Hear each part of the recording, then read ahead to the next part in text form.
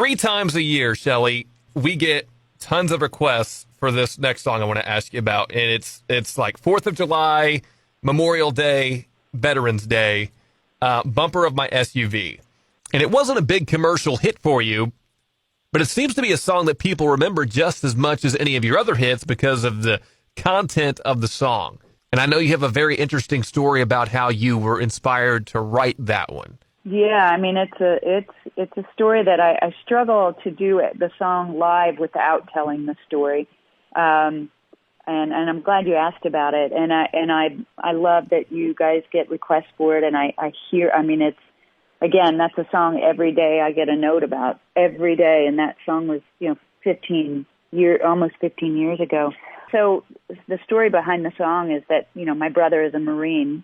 He retired a few years ago after 28 years in the Marine Corps. But as he was being deployed over to Iraq and Afghanistan and Kuwait in 2004, he sent me a bumper sticker, a Marine Corps bumper sticker, and I put it on my vehicle, and it led to, after I got back from a trip playing for the troops in Iraq, it led to a woman flipping me the bird on West End Avenue in Nashville, and I thought, well, maybe I cut her off, or I didn't know what had happened, and we got to a red light, and she rolled down her window, and I rolled down mine, and she was cussing me out, and she pointed to the back of my car and said, "Your war is wrong."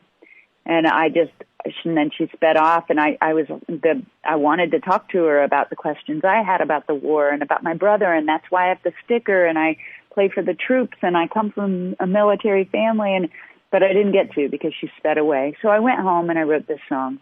And this was in 2003, I guess. It was late 2003. Yes, because it was June when I went over in 2003 for the first time to Iraq. And so I wrote this song, never played it for anybody. 16 months went by. I was about to go back to Iraq, and I found that song in my hard drive of my computer. So I burned a copy, put a CD in my backpack, went to Iraq, and right before one of our shows at Camp Arifjan in Kuwait, I handed the disc to my guitar player and said, "Hey, learn this really quickly. We might do it." So I ended up doing the show and doing the song in the show and telling the audience it's a brand new song. Nobody's ever heard it. I'm not going to record it, but just want to play it for y'all. And after the show, there were hundreds of guys and gals lined up to say hi after they always do after a show. And they were all like, so many of them said, "You got to record that song. You got to record it." And it's like, no, I want it to be something special between us. And, I don't want to put a song out there and be misunderstood about, a lot of people were coming out with pro-military songs at the time or patriotic songs. And I just didn't want anyone to misunderstand my relationship with the troops. And also money is made when you put out a song, and I didn't want that. I just wanted this special thing between the troops and me, and they seemed happy with that. So we were in country for 10 days and did the show every night, and it was the same reaction every night, and emotional, and, I get choked up still thinking about it. And we were playing our second to last show at a place called Fob Summerall, and it was the home of the Big Red One, which was my grandfather's, 1st Infantry Division. My grandfather's, what he was part of in the Army and during World War II. And so I felt like, well, this is cool to be here with these guys, and such a tenuous situation. And these guys haven't had entertainment since they've been here. And so we do the show. I do the song. After the show, a guy comes through the autograph line, and on his fatigues it says Henry. Now, Henry was my grandfather's last name. And I said to this kid, Josh Henry, I said, "Yeah, we could be related." And kind of, this is so cool. And he said, "You got to record that song. My mom would love it." And so we just kind of hit it off. My piano player was from Pennsylvania and talked to Josh Henry. Josh was from Pennsylvania. It was just the same night we always have with the military guys and gals. And it was just guys that night because it was a fob. And the next morning we get up and my band and I and crew, we head off in 2 Black Hawk helicopters to Camp Taji, which was the last stop of our tour. And when we land at Camp Taji, we got a phone call from Fob Summerall that Josh Henry had been killed that morning. Oh, man. In the line of duty. I'm so sorry to hear that. It was, it kind of, you've never seen a more sober group of musicians and crew fly back out of a war zone back on 4 flights to get back to Nashville. And when we landed, I just knew I had to record that song. And so I booked Gordon Mote on piano and Stuart Duncan on mandolin, booked the studio, did a quick, simple, down and dirty recording, not digital, just not multi-track, just like as simple as it could be. We recorded it, and I sent it off to Armed Forces Radio Network, and I just felt like this weight lifted, like, okay, I satisfied, bookended something. I did something that I was supposed to, that the universe told me to do. And then a couple of weeks later, I get a call from Jeff Davis, program director out of Jacksonville, Florida. He said, Shelley, can we go live on the air? And I said, why? I didn't have a record out at the time. I didn't even have a record deal at the time. I said, why? He said, this song is blowing up our lines, our request line. I said, what song are you talking about? And apparently a soldier in Iraq had heard the song on Armed Forces Radio Network, went to the location there in Iraq, got a copy, sent it home to his mother in Florida. She took that copy to Jeff Davis at the radio station and said, put this on the air.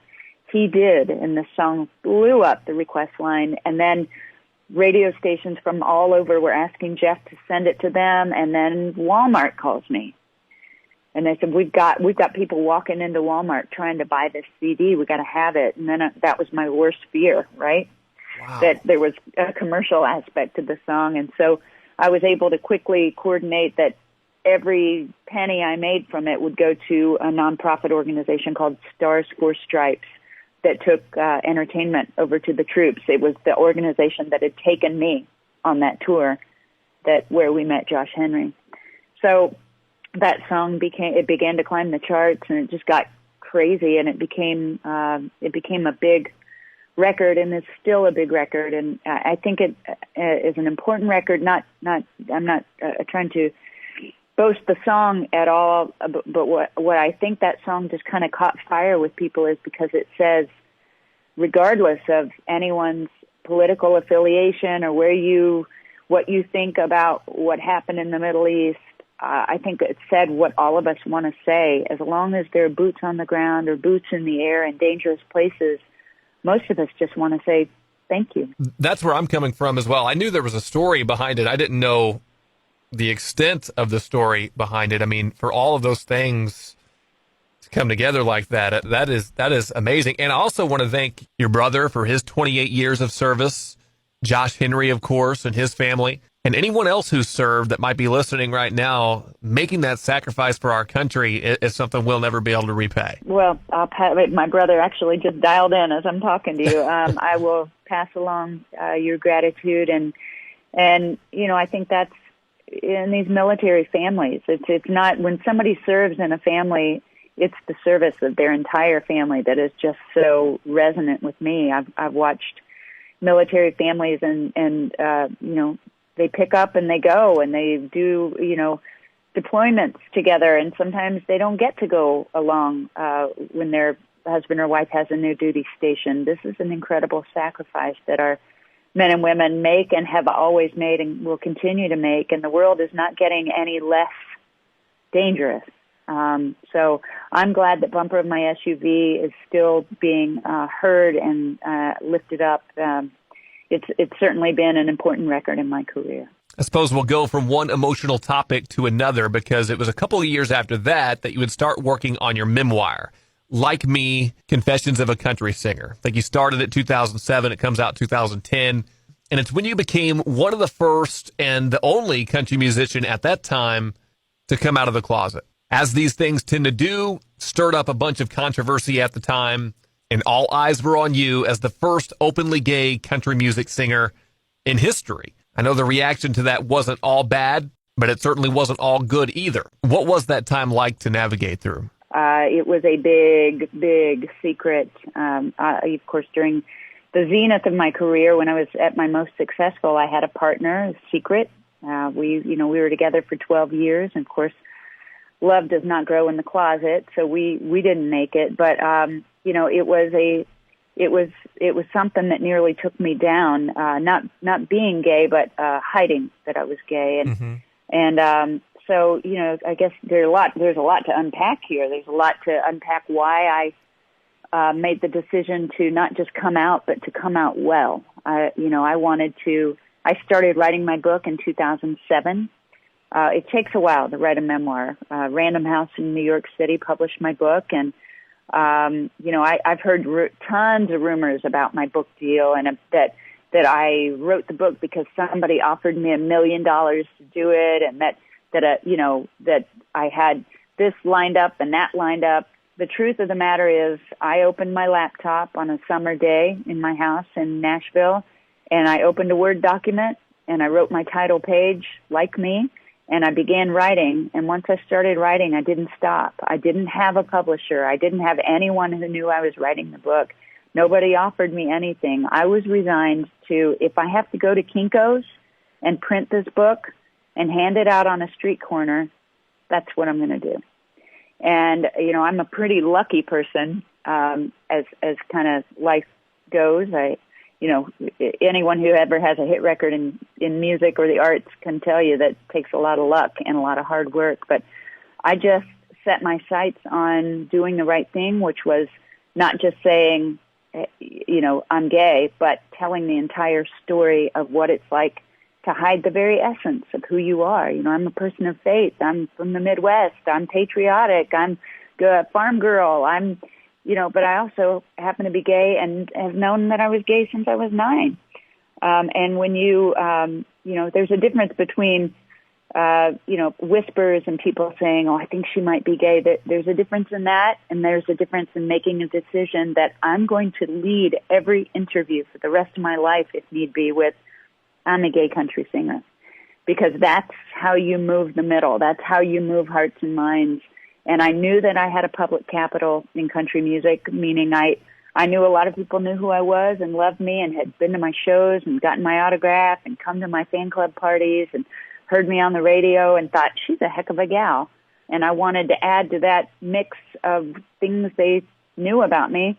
I wanted to add, I'm also a gay person. And I thought that was really important to do. So the response was split. It wasn't anything that I hadn't anticipated. I knew I was going to lose some fans, but I knew I might also change some minds too, and I'm proud of that part.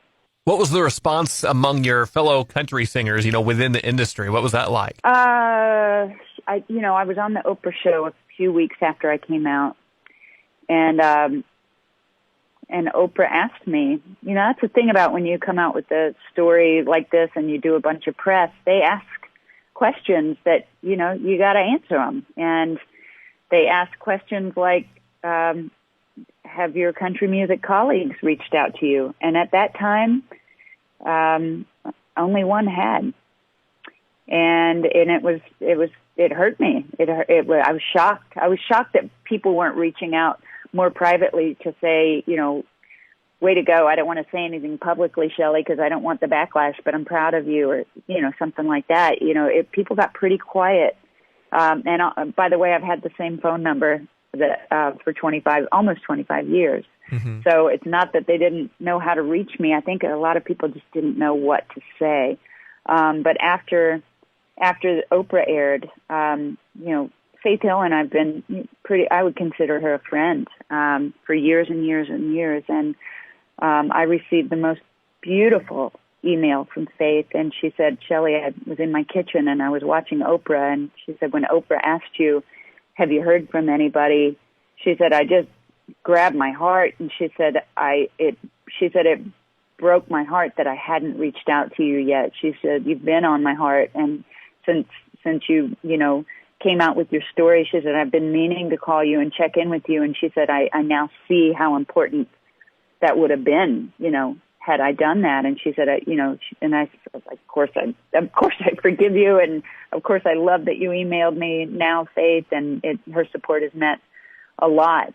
She's a good friend. And I think a lot of people maybe thought that, they didn't know what to say, or they meant to call and they didn't. But I'm going to tell you this, when somebody you know and love tells a truth about themselves that might seem hard to tell, even if you think they don't need it, reach out reach out and tell them, hey, just want you to know I'm proud of you. I love you. What advice would you have for young people who might be in a similar situation that you were, Shelley? The advice I would say is be gentle with yourself. Don't hold yourself to a timeline just because somebody on TV or on the radio came out and said that everyone should come out. I'm not saying everyone should run down, their street wrapped in a rainbow flag, because it's not always safe. I would say be gentle with yourself, and when you feel safe and able, two very important things, safe and able. When you feel those things, then tell your story to, the easiest person you think you can tell it to, and then build on that. And also know that sometimes people have a negative reaction, and, give them a minute too. More importantly, since I have your microphone for a minute, what I'd like to say is not to the people like me who are maybe keeping a secret that they're gay. I would like to say to the people who aren't gay, to the people who are straight, that think they don't know and love any people like me, you're wrong. Somebody in your life is keeping this secret from you, and what will determine whether or not they share with you, or the struggle that they have to share with you, is a direct relation to what you say on social media about gays and lesbians and bisexual and transgender people, about what you say on social media and what you don't say. So if you think, oh, no, I'm a really cool aunt, and if I have any nieces or nephews who are gay, I'm sure they'd tell me. They'd tell me. They know I'd love them. If you haven't told them unequivocally how you feel and what your support is, that you'd be there for gay people, whether it be a neighbor, a niece, a nephew, a boss, a colleague, someone in your congregation, you have to say it. Make sure they know, because somebody in your life that loves you and that you love is keeping this from you because they're not quite sure what you'll say. Very well said. Wouldn't expect any different from someone who speaks on this type of thing quite often. And yeah, I have two girls at home, and I would hate to think that they thought they couldn't tell me something. So you got to preemptively let them know how you feel. I sure will. Shelley, can't tell you enough how much I appreciate your time. Before we go, though, your album Lifted Off the Ground came out 10 years ago. It's hard to believe it's already been 10 years, but it has. And you now have a vinyl version of it available for purchase to celebrate the 10-year anniversary. And people can pick that up today, right? It came out the same day I did, and the same day my book, Like Me, did. So Lifted Off the Ground, which was produced by the indomitable Rodney Crowell, is now on vinyl. And, vinyl is back, baby. Yes, it is. And so we have it available on vinyl. And I think I'm going to do a holiday bundle with my holiday record, Santa Will Find You, as well. But if you want to order just a single piece of Lifted Off the Ground, you can find me at Shelley.com, which is CHELY.com. No need to even put my last name in there, just Shelley.com. Or find me on the socials, and I'll personalize it for you, and I'll send it to you. And it's really fun to hear that record on vinyl. It just has a sweeter, kind of richer sound on vinyl. That's really, really cool. We really got into it today, Shelley. We dove deep. So is there anything that I might have missed? Anything that you wanted to add before we let you go? You know what, Glenn? I just have really enjoyed talking to you. You're good at your job, and I hope we get to do it again. I love that you're featuring country music and the behind the scenes stories, and I'm just thrilled to have been a part of your show. Well, that means the world to me, Shelley. And yeah, if you ever want to do it again, we will definitely do it again. Thank you so much. Thanks, Glenn. Take care. Have good holidays. They're coming up quicker than we know it. You do the same. Shelley Wright, our guest tonight in the Honky Tonk Time Machine on K103.